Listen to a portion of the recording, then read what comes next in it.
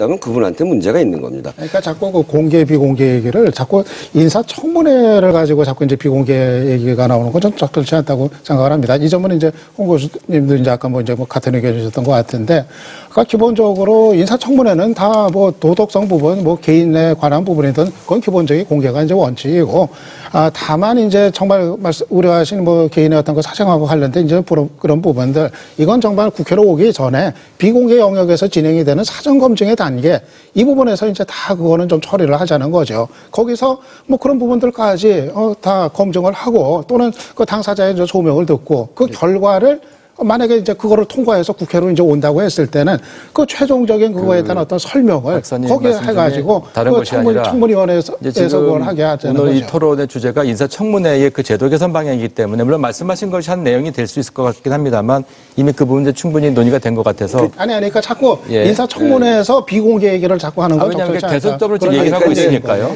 토론해보자는 거죠. 실제로 개선해야 될 점은 이런 겁니다. 저희가 해보니까 호통친다, 답변을 안 듣는다. 그 말씀 자꾸 그것이 하시잖아요. 중요한 또 문제점으로 지적되고 근데 있죠. 이제 이 인사청문회가 이렇게 됩니다. 누구 이제 사람을 정하면 국회로 오잖아요. 그 국회에 오면 20일 안에 끝내야 됩니다. 예. 그러니까 20일 안에 와서 그 자료 요구를 하고, 그리고 그 질의할 걸 정리하고, 그리고 청문을 하는데, 그 청문위원회로 넘어와서 15일 안에 그 인사청문회까지 끝내야 됩니다. 그러니까 시간이 많지 않습니다.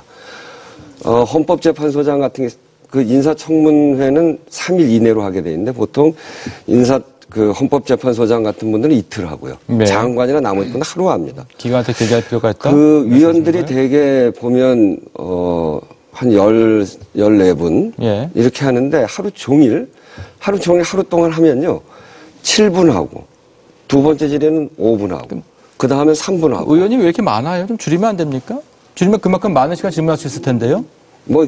그거는 여러 관점에서 해야 되기 때문에 그거에 조금 줄일 수는 있겠습니다만. 아니, 많이 줄이면 그만큼 질문할 시간이 많아질 그렇다고 것도 같은데요. 2명 놓고 할 수는 없지 않습니까? 2명 좋겠습니다만. 줄이는 것보다도 오히려 저는 제가 필요하다면 청문 시간을 더 길게 하는 것이 옳다고 생각합니다. 제가 조금 더 말씀드리면, 그래서 시간도 짧고 그렇기 때문에 그 잘 정리된 질문을 질문하고, 그리고 얘기를 잘 들어야 되는데 그 얘기 들을 시간이 별로 없어요. 그래서 질문 다 끝나고 난 다음에. 그게 무슨 청문회? 아니, 그게 아니고요. 다 질문하고. 질문회지. 청문회 아니잖아요, 그러면? 시간이 정해져 있기 때문에 자기 시간 내에는 질문하고, 그 시간 끝나고서 답변 듣는 그런 형태로 되게 이걸 운영합니다. 그러니까 답변을 전혀 안 듣는 게 아니고 자기 질의 시간 안에 답변하는 건 막죠.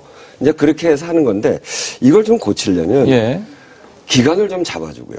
20일 하는 걸 한 30일로 잡아주고, 청문하는 날도 하루가 아니라 한 2, 3일씩, 3, 4일씩 이렇게 할 수 있도록 하면 충분히 질의 답변이 됩니다. 그리고 그런 과정에 해명할 건 또 다 해명할 수 있기 때문에 기간을 늘리고 인사청문하는 시간을 좀 길게 갖고 이렇게 제도를 좀 고칠 필요가 있습니다. 그러니까 제가 말씀드린 건데요.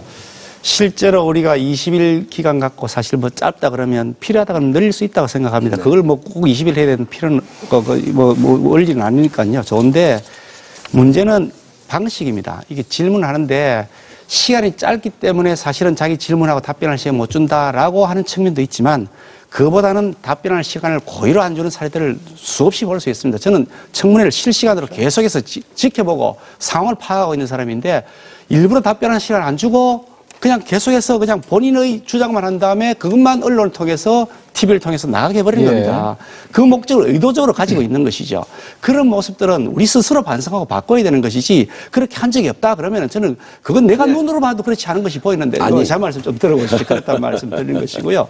그리고 아까 비공개를 국회에서 하는 건 다 공개를 하는 것이 옳다고 하셨는데, 저는 방금 말씀드린 것처럼 그런 가족의 정신질환 같은 것을 가지고 공개리에 질문하고 답변하는 것은 저는 옳지 않다고 생각합니다. 현행 인사청문회법에 하더라도 사생활에 관한 것은 비공개를 요청을 할 수 있고 의결로서 비공개를 할 수가 있습니다. 질문하지 말라는 것이 아닙니다.